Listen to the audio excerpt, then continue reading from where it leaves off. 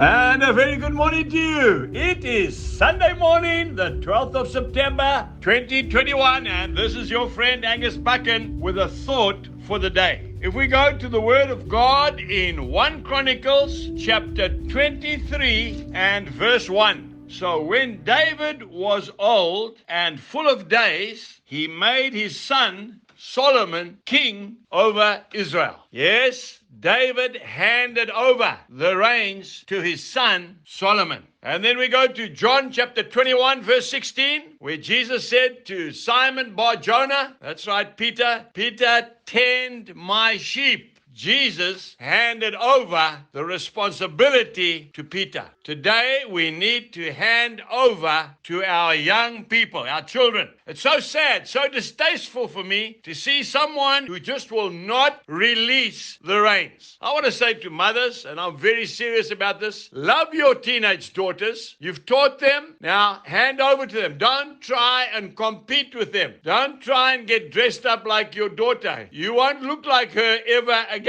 She is coming into the fullness of her beauty. But be content to hand over to her. Same thing, Dad. You know, to see a man trying to play rugby with his son is quite pathetic sometimes. And I'm not even laughing. Dad, you are not going to get faster. You are going to get slower. And your son is going to get faster because you taught him. Enjoy him. Hand over to your son. You know, I travel a lot and I go sometimes to a small church, maybe 50 people, and I will hear a dynamic sermon. And I'll say to myself, why is this church not full with thousands of people? And then I meet the pastor afterwards and his fist is clenched. It's closed. He won't let anybody do anything in that church except him. And that's why it is so small. He will not hand over. I watched a documentary a few years back of the life story of Henry Ford, the man who basically invented the motor car. He was an absolute icon in his time. And one day his young son, probably in his early 30s, said, Dad, I want to show you something. And he brought him into the workshop and he pulled back a beautiful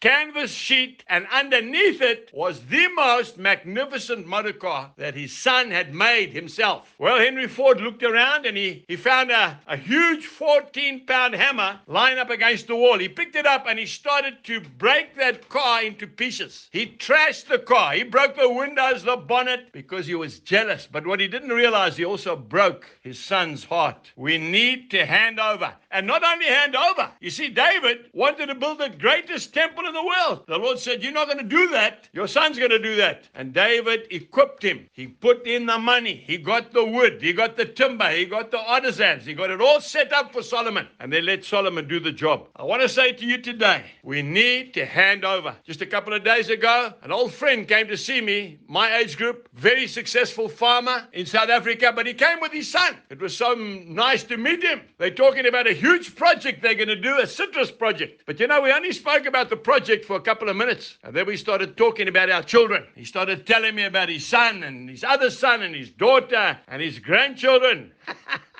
And we just sat there and we were so thankful to God for what he's done through our children. Hand over today and enjoy it. Have a wonderful Sunday. God bless you and goodbye.